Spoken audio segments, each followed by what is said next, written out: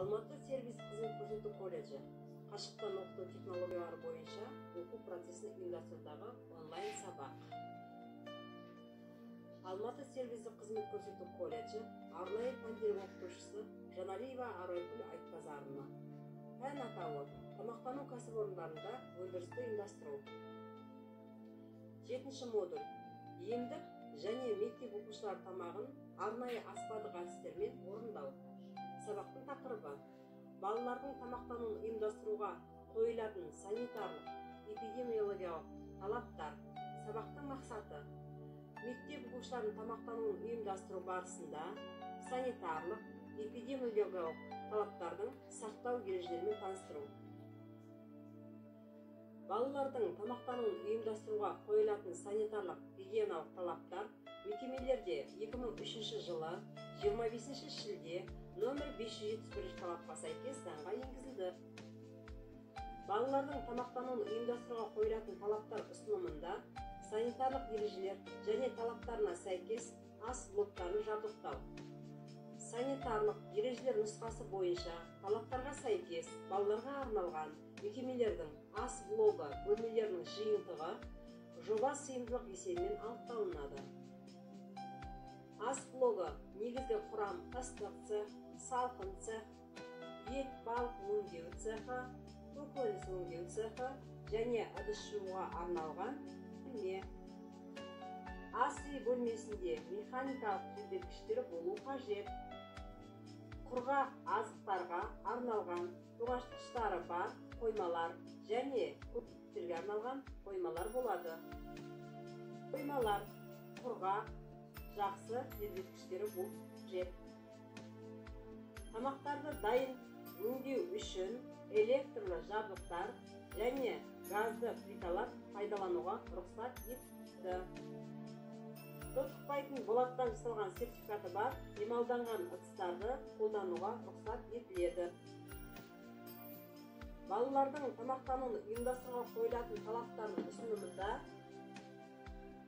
медициналық жұмыскерлердің қатысуымен жүргізілетін жұмыстар. Күнделікті ас мәзірін құрғанда және кулинарлық өңдеудің дұрыстығын бағалау, дайын тағамның дәмінің сапасын анықтау. 3-ші тағамға С витаминизациясын жүргізу, азық-түліктердің сақталуы мен тарату мерзімдерін және ас блогының санитарлық жағдайын бақылау. Ас мәзірінде берілген әр тағамның дәмін, салмағының сәйкестігін бағалап, дайын тағамның бракераж журналына жазу. Тағам порциясын салмағын анықтау. Тағамның құрамдары мен калориясын медициналық жұмыскерлер айына бір рет есептейді. Дезинфекциялық шаралар жүргізу және өнімдер мен тағамдардың қамтамасыз ету. Дезинфекцияның лицензиясы бар, рұқсат етілген мекемелер жүргізеді. Балаларға арналған тамақтану ұйымдарға мекемелерінде әкелінетін барлық тағамдық азықтардың сертификаты мен тағамдық қауіпсіздігін көрсететін құжаттары болу қажет. Шикі және дайын азықтарды бөлек сақтау қажет. Ас үй ыдыстары арнайы полкаларда, сөрелерде, ұсақ саймандар шкафталу қажет. Ас блогы бөлмесінде жұмыс соңында барлық жабдықтар, инвентарлар, құрал саймандар, жұмыс орны жуғыш заттармен тазаланып, күнделікті дезинфекция салып, ыстық сумен шай кептіріліп сүртіліп, айына бір рет генералды тазалау жүргізіледі. Асханаларда буфеттерді, ыдыстарды жуу. Кесіп бөлуге арналған инвентарлар, тақтайшалар, пышақтар, бұлғауыштар, басқа да ыдыстар, температурасы 50 градус Цельсий градуста ыстық сумен жуылады. Ыдыс жуатын жөкелер, губкалар, маталар ыдысты жуғаннан соң жуылып, 25 минут уақытта қайнатылып, сосын кептіріліп, аузы жабық ыдыстарда сақталады. Тамақ қалдықтарын ыдыс жуар алдында щеткалармен тазалап, щеткаларды жуып, арнайы орындарда сақтайды. тамақ қалдықтарын металды тағы бар шелектерде, бачоктарда сақтайды. Тамақ қалдықтар жинау үшін арнайы бачоктар, шелектер тазаланып, натрий хлориді ерітіндісімен жуылып, ыстық сумен шайылып кептіріледі. Ыдыс жуатын бөлмеде ыдысты жуар алдында тамақ қалдықтарынан тазалайды. Ыдыстар қолмен 3 ванна ұяшықта арнайы жуғыш заттармен жуылады. Жуылып болған соң торшаларда, полкаларда кептірілуі қажет. Көп мекемелерде арнайы ыдыс жуатын машиналар бар. Бірінші ыдыс жуарда асхана құрал саймандар жуылады. Шыны сусын ішетін ыдыстар жуылады. Екінші, сосын асхана ыдыстар жуылады.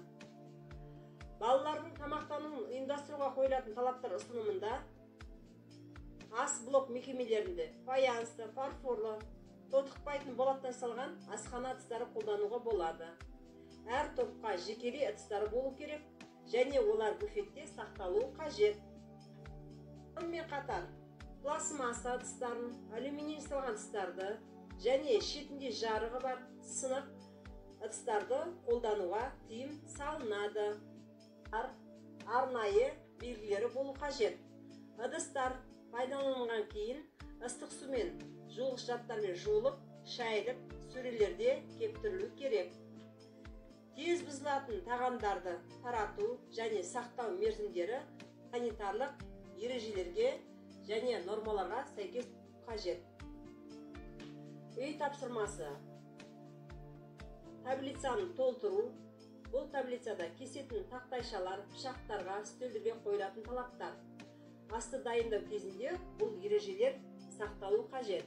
Қандай белгілермен белгіленеді? Үй тапсырмасы. Негізгі түсініктемелерді конспекттеу, технологиялық жабдықтарға инвентарларға қойылатын талаптар тақырыбына материалдарды дайындау. Бұл материалдың бәрін сіздер bilim.kz бағдарламасынан аласыздар. Сау болыңыздар.